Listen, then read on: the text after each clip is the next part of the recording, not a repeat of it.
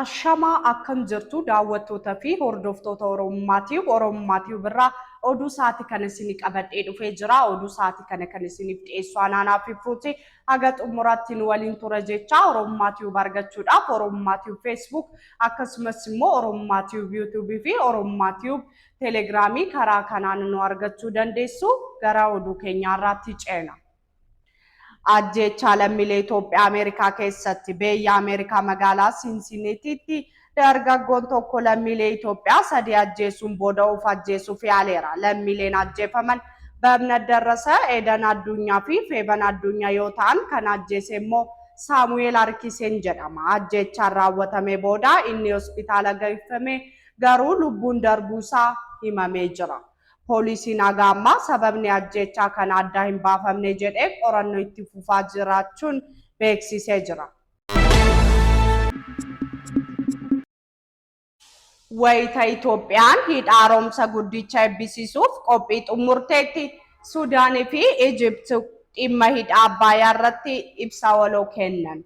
Biyyoonni Suudaanii fi Ijipti dhimma hidha haaromsa guddicha irratti ibsa waloo Kaayirootti kennaniin ibsa isaanii keessatti yaaddoo olaanaa qabaachuu dubbataniiru. Itoophiyaan garuu Abbayyaa xumurtee eebbisiisuuf qophaa'uun ishee beekame. Siyaasonni immoo Misira dhimma kanaa duuba tarkaanfii cimaa fudhachuu hin dandeessu jechuun ibsaniiru.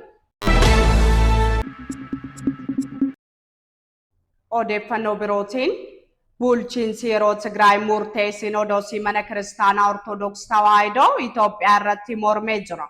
Murteen kun aanaalee Tigraay kibba ja'aaf mana lubummaa haaraa hundeessuu kan jedhu ture.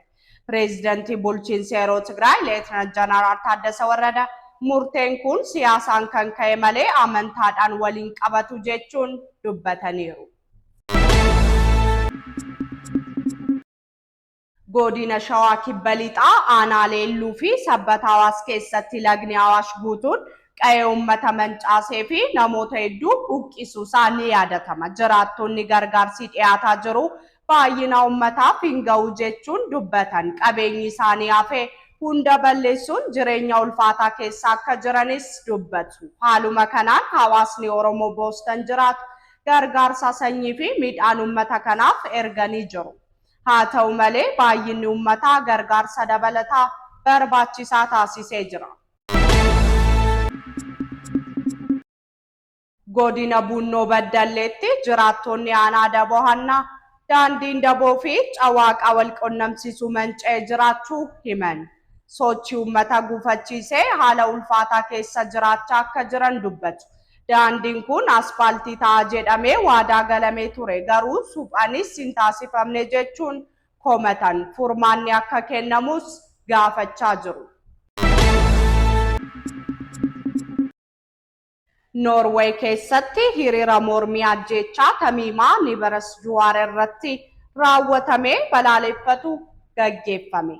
Hiriira kanarratti bakka bu'oonni paartiilee siyaasaa Norway, Federeeshinii Oromoo fi lammiileen Oromoo akkasumas Norway hirmaataniiru.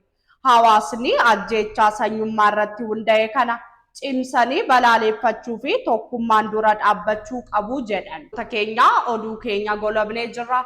Haga oduu birootiin haga wal arginutti Oromummaatiif subscribe gochuun maatii ta'aa jenna. Oromummaatiif argachuudhaaf karaa YouTubeetiin Oromummaatiif subscriberota 3,500 ol kan qabu akkasumas Telegraamii immoo hordoftoota 10,000 ol kan qabu Facebookii hordoftoota 900 ol kan qabu hordofa jecha oduu birootiin haga wal arginutti nagaan nuuf tura.